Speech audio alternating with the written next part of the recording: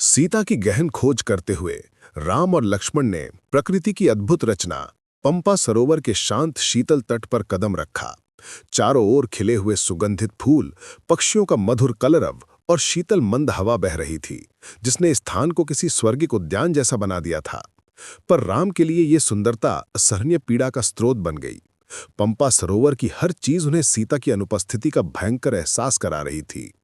राम ने व्याकुल होकर लक्ष्मण से कहा कि देखो, ये सुंदर जल, ये खिले हुए कमल, ये मधुर गाने वाले पक्षी, ये सब उस आनंद और प्रेम की याद दिलाते हैं जो मैं सीता के साथ अनुभव करता था, और अब ये चीजें केवल मेरे दुख को और बढ़ा रही हैं। राम का ये विलाप केवल एक प्रेमी का दुख नहीं था, बल्कि ये परमात्मा का अपनी सहज आत्मा से वियोग था।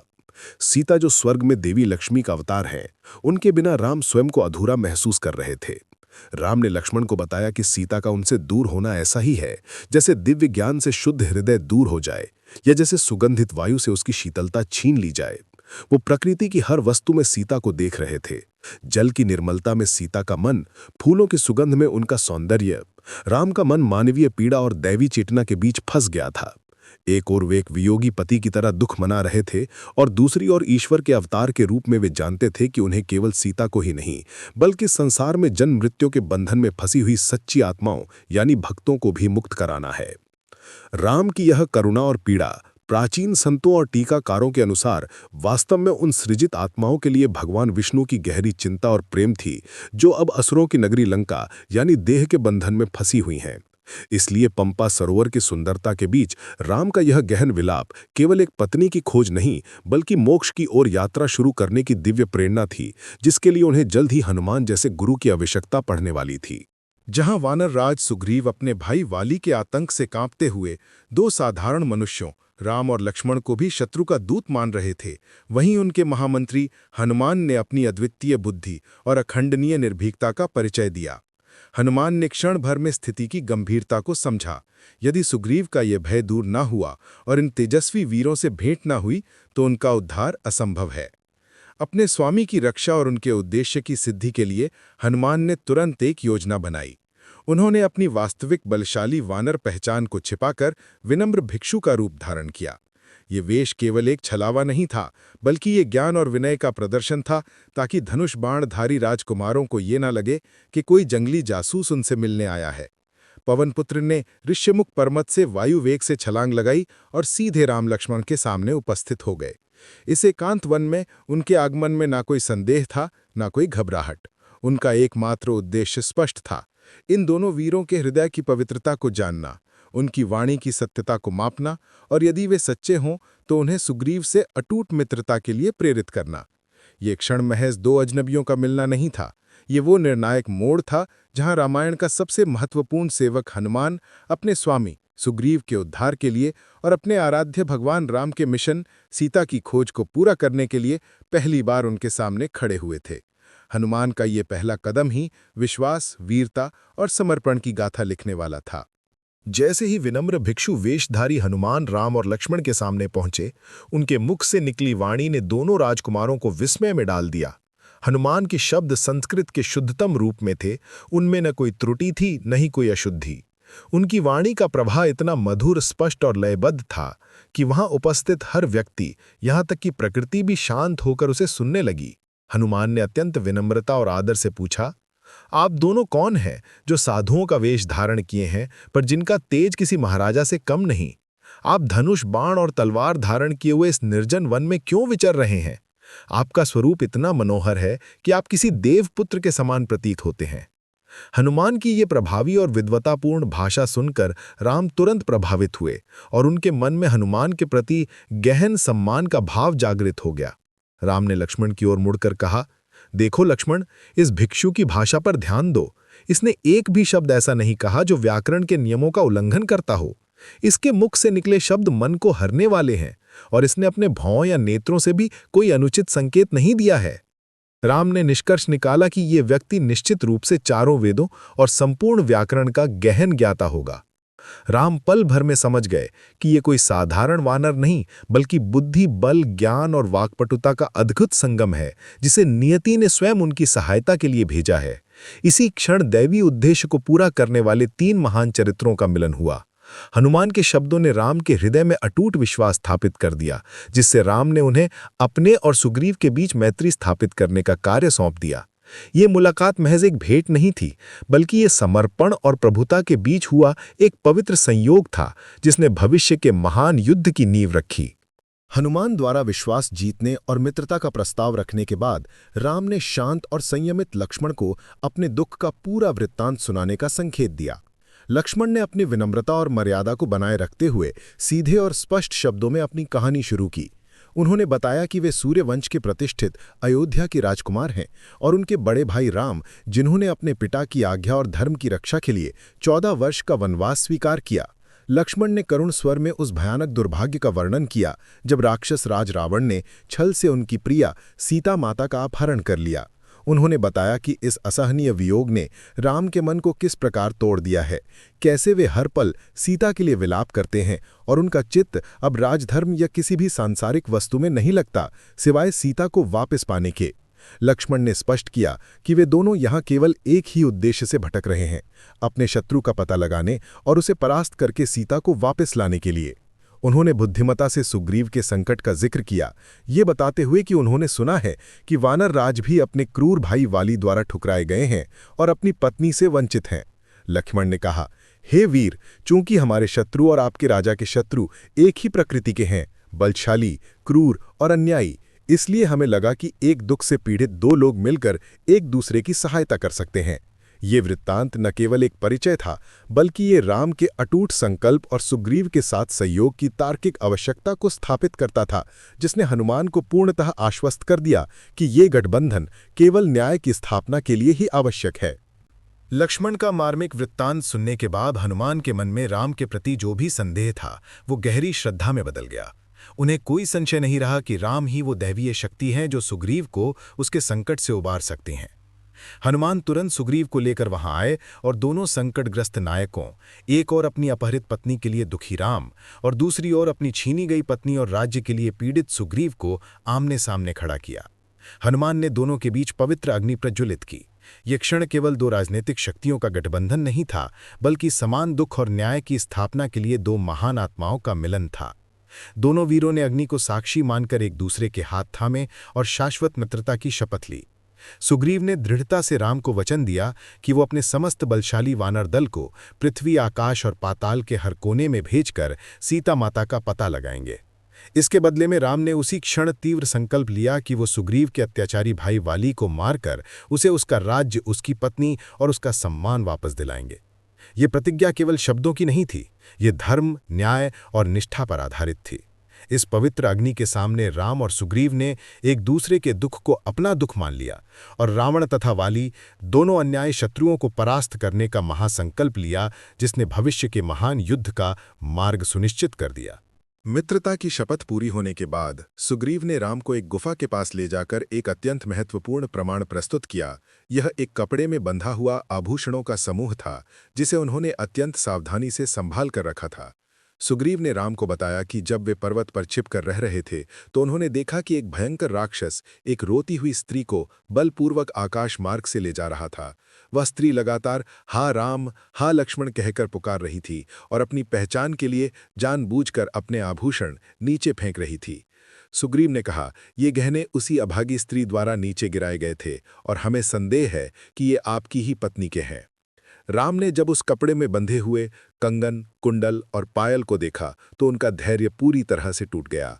सीता के ये अंतिम अवशेष देखकर उनका वियोग और भी गहरा हो गया और वे अत्यधिक शोक में लगभग मूर्छित होने की कगार पर पहुंच गए। लक्ष्मण ने गहनों को उठाकर देखा, पर विनम्रता और मर्यादा से बोले कि वे कमर के आभूषणों को नहीं पहचानते, क्योंकि उनका ध्यान हमेशा सीता माता के पवित्र चरणों में रहता था, इसलिए वे केवल पायल ही पहचान सकते हैं।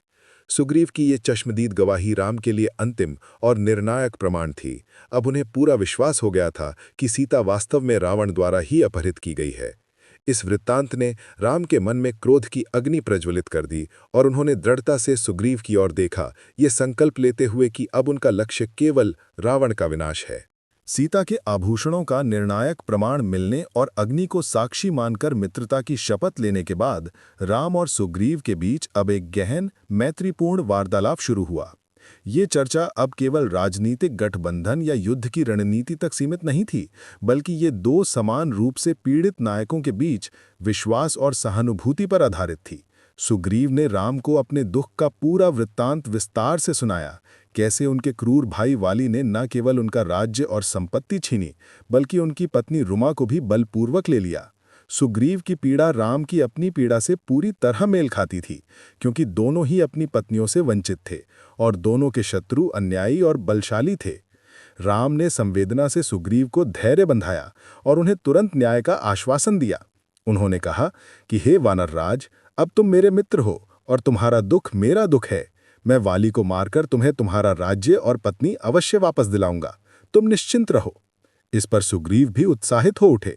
उन्होंने राम को वाली की अपार शक्ति के बारे में बताया, ताकि राम को अपने शत्रु की शक्ति का सही अंदाजा हो सके। इस वार्तालाप में राम ने सुग्रीव को अपने दैव्य बल का पहला संकेत दिया, जिससे सुग्रीव का राम की शक्ति पर अटूट विश्वास स्थापित हो सके। इस प्रकार ये अध्याय केवल सूचनाओं का आदान प्रदान नहीं था, बल्कि ये दो महान योद्धाओं के बीच गहरा भावनात्मक बंधन स्थापित करने वाला क्षण था, जो उन्हें एक दूसरे के प्रति निष्ठा और सहयोग के लिए प्रेरित कर रहा था। राम को अपने दुख का वृत्तांत सुनाने और सहायता का आश्वासन मिलने के बाद सुग्रीव ने अब राम को अपनी और वाली की शत्रुता का पूरा और मार्मिक इतिहास सुनाया। सुग्रीव ने बताया कि उनका विवाद किस प्रकार एक साधारण मतभेद से शुरू होकर भाई भाई के बीच खूनी दुश्मनी में बदल गया। उन्होंने उस भयानक घटना का वर्णन किया जब एक शक्तिशाली दैत्य मायावी ने वाली को युद्ध के लिए चुनौती दी।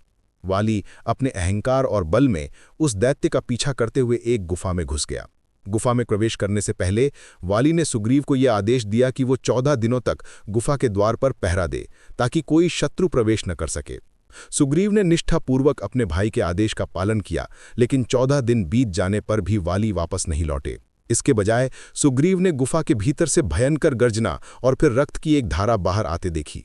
यह देखकर और अपने भाई के प्रति गहरा प्रेम होने के बावजूद सुग्रीव ने यह निष्कर्ष निकाला कि वाली अब जीवित नहीं रहे और उस दैत्य ने उन्हें मार डाला है। अपने राज्य को अराजकता से बचाने के लिए सुग्रीव ने भारी मन से एक बड़ा पत्थर लाकर गुफा के द्वार को बंद कर दिया, ताकि दैत्य बाहर निकलकर किष्किंधा के वानरों को हानि न पहुंचा सके और फिर वे वापस किष्किंधा लौट आए। दुख में डूबे मंत्रियों और प्रजा के आग्रह पर सुग्रीव ने राज्य का भार संभाला, लेकिन दुर्भाग्यवश वाली जीवित थे। वे दैत्य को मारकर बाहर निकले और गुफा का द्वार बंद पाकर क्रोध से पागल हो गए। उन्हें लगा कि सुग्रीव ने लोभ के कारण उन्हें गुफा में फंसाकर मारना चाहा। क्रुद्ध वाली किष्किंधा लौटे, सुग्रीव को विश्वासघाती घोषित किया, उन्हें बुरी तरह पीटा और उनका राज्य तथा उनकी पत्नी रुमा छीन ली। वाली के भय से ही सुग्रीव जान बचाने के लिए भागकर इस ऋष्यमूक पर्वत पर शरण लिए हुए हैं, जहां वाली एक शाप के कारण प्रवेश नहीं कर सकता। सुग्रीव की इस करुण कथा ने राम के मन में वाली के अन्याय के प्रति गहरा आक्रोश भर दिया और उन्होंने अपने मित्र की सहायता करने का अटल संकल्प ले लिया।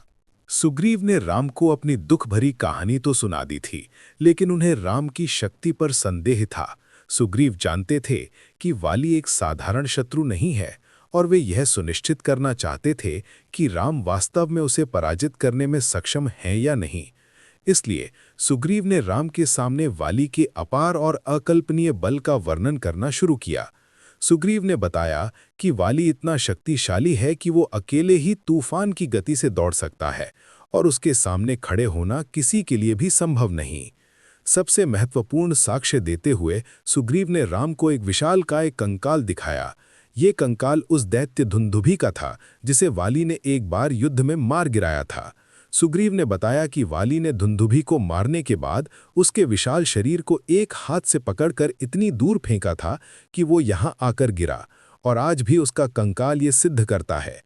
इसके अलावा सुग्रीव ने राम को 7 साल वृक्षों की एक कतार भी दिखाई और बताया कि वाली एक ही क्षण में एक ही बाण से इन 7 वृक्षों को भेद सकता है।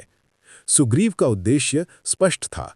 वो राम को अपनी असहायता और वाली के दैत्य समान बल का एहसास कराना चाहते थे। ये सुनकर राम ने केवल सुग्रीव को शांत रहने को कहा। राम ने मुस्कान के साथ सुग्रीव के मन का संदेह दूर करने का आश्वासन दिया, ये जानते हुए कि इस महान कार्य को पूरा करने के लिए सुग्रीव का संपूर्ण विश्वास कितना आवश्यक है। सुग्रीव द्वारा वाली के अपार बल का वर्णन सुनकर राम अब पूरी तरह से स्थिति की गंभीरता को समझ चुके थे। इसके बाद सुग्रीव ने राम को अपनी कथा का सबसे पीड़ित और अपमानजनक अध्याय सुनाया, किष्किंधा से उनके निष्कासन का वृत्तांत। सुग्रीव ने बताया कि गुफा से लौटने के बाद जब वाली को पता चला कि सुग्रीव ने उन्हें मरा हुआ मानकर राज्य का सिंहासन संभाल लिया था, तो वाली का क्रोध भयानक हो उठा। वाली ने सुग्रीव के किसी भी स्पष्टीकरण या क्षमा याचना को स्वीकार नहीं किया। अपने भाई पर विश्वासघात का आरोप लगाते हुए वाली ने सुग्रीव को राज्य से बलपूर्वक बाहर निकाल दिया। लेकिन ये केवल निष्कासन नहीं था, ये पूरी तरह से अपमान था। वाली ने सुग्रीव का सर्वस्व छीन लिया, उनका राजसी पद, उनकी संपत्ति और सबसे बढ़कर उनकी प्रिय पत्नी रुमा। वाली ने रुमा को अपनी दासी की तरह अपने पास रख लिया, जिससे सुग्रीव का दुख और अपमान असहनीय हो गया। सुग्रीव ने राम को बताया कि इसी अपमान और प्राणों के भय के कारण उन्हें डर के मारे भागना पड़ा और अपने मंत्रियों के साथ ऋष्यमुख पर्वत की शरण लेनी पड़ी, जहां एक शाप के कारण वाली प्रवेश नहीं कर सकता था। ये स्थान ही उनकी अंतिम और एकमात्र शरण स्थली थी। सुग्रीव की इस कथा ने राम को यह स्पष्ट कर दिया कि वाली केवल एक शक्तिशाली शत्रु नहीं, बल्कि अन्याय और अनाचार का प्रतीक है और धर्म की स्थापना के लिए उसका वध करना अपरिहार्य है। वाली के बल और अपनी पत्नी को खोने की पीड़ा का वृत्तांत सुनाने के बावजूद सुग्रीव अब भी राम की शक्ति को लेकर पूरी तरह आश्वस्त नहीं थे। उन्होंने राम से स्पष्ट कहा कि वाली को हराना किसी भी साधारण मनुष्य के लिए असंभव है और उन्हें अपनी शक्ति का कोई प्रमाण देना होगा। सुग्रीव ने राम को उस अत्यंत विशाल कंकाल की ओर इशारा किया जो उनके सामने पड़ा था। ये कंकाल दुंदुभी नामक एक शक्तिशाली दैत्य का था, जिसे वाली ने वर्षों पहले एक भयंकर युद्ध में मार गिराया था। सुग्रीव ने बताया कि दुंदुभी केवल बलशाली ही नहीं था, बल्कि वो हजारों हाथियों का बल रखता था और उसने वाली को युद्ध के लिए ललकारा था।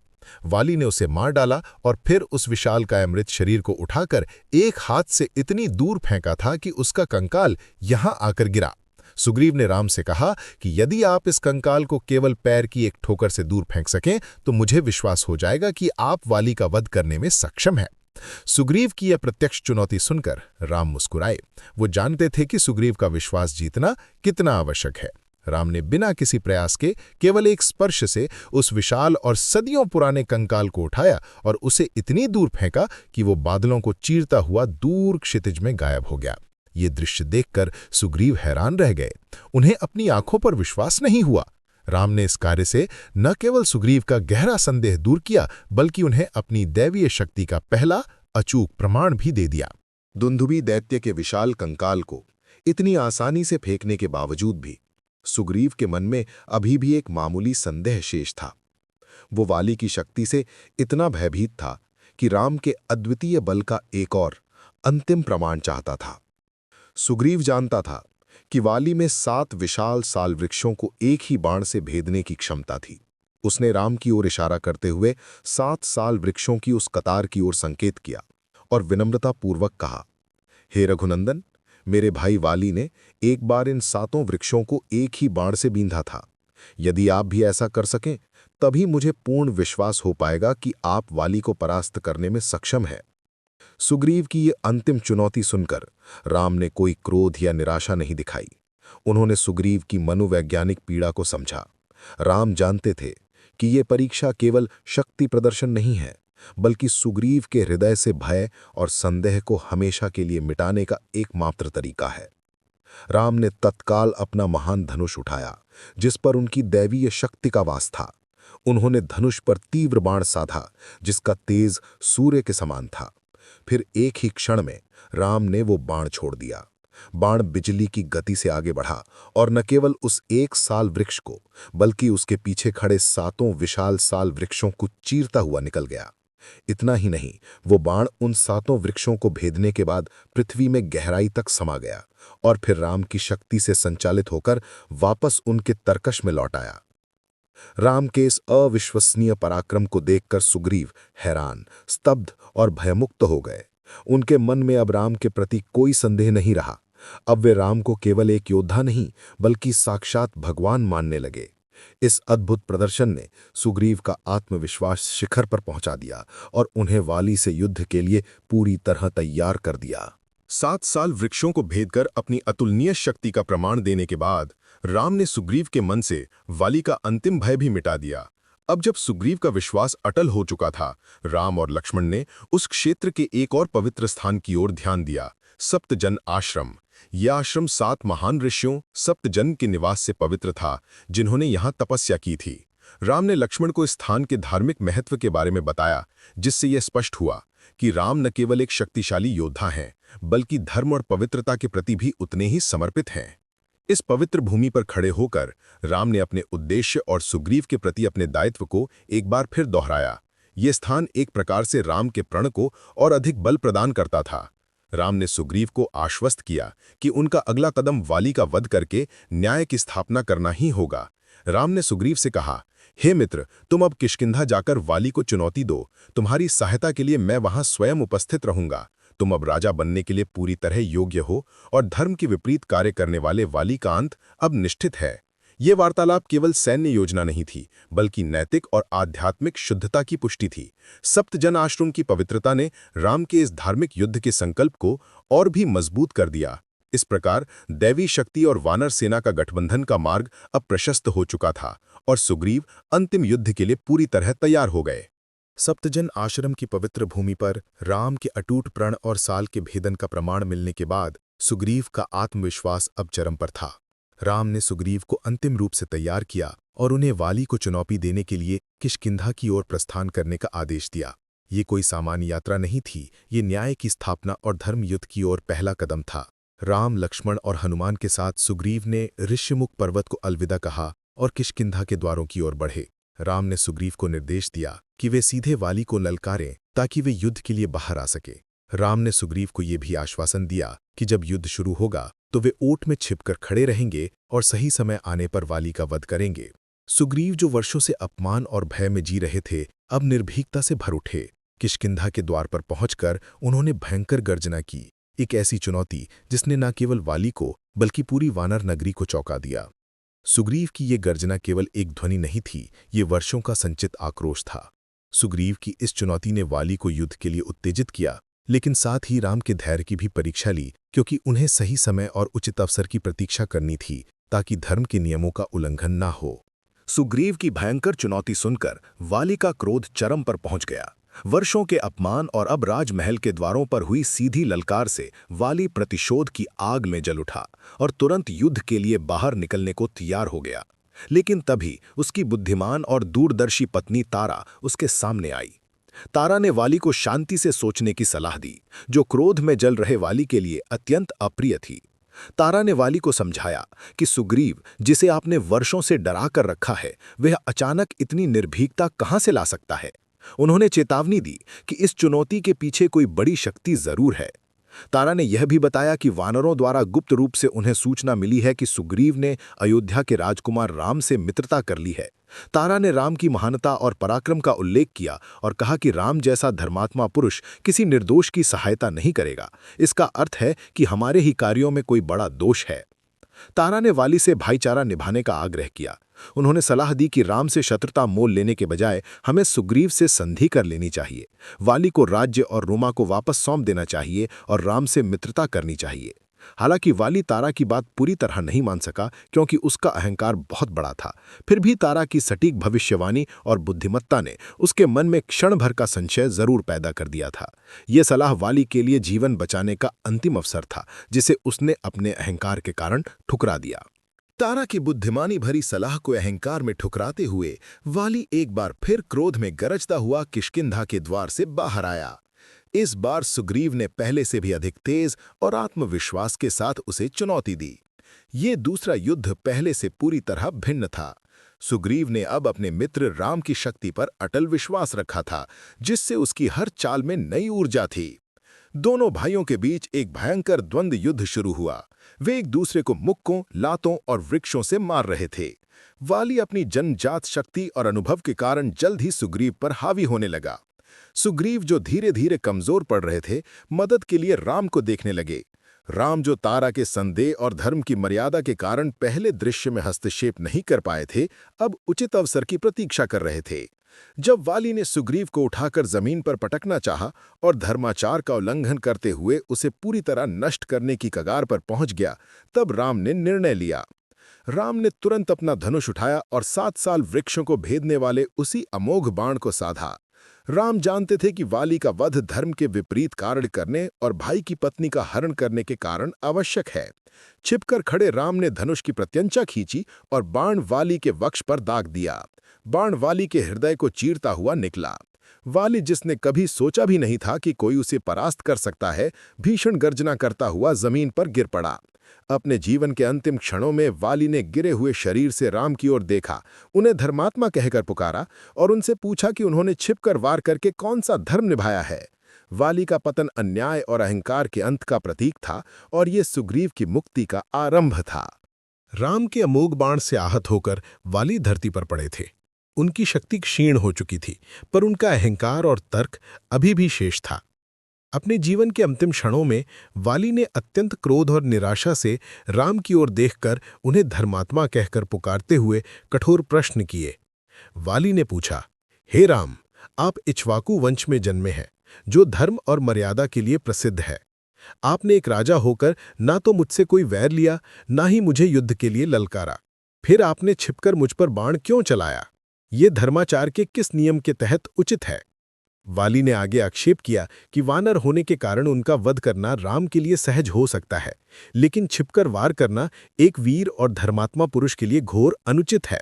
वाली ने तर्क दिया कि यदि राम उससे सीधे युद्ध करते तो वह स्वयं सीता की खोज में उनकी सहायता करता और इस तरह की नीचता की आवश्यकता नहीं पड़ती। वाली के इस कटु और तर्कसंगत प्रश्न ने एक क्षण के लिए वहां उपस्थित सभी लोगों को चौंका दिया। वाली का प्रश्न राम के लिए एक अंतिम परीक्षा थी, केवल उसकी शक्ति की ही नहीं, बल्कि उसके धर्म और न्याय की स्थापना के उद्देश्य की। इस महत्वपूर्ण क्षण में राम को वाली को समझाना था कि उसका अंत केवल सैन्य रणनीति नहीं, बल्कि धर्म की सर्वोच्च आवश्यकता थी, जिसका उत्तर राम अगले अध्याय में देंगे।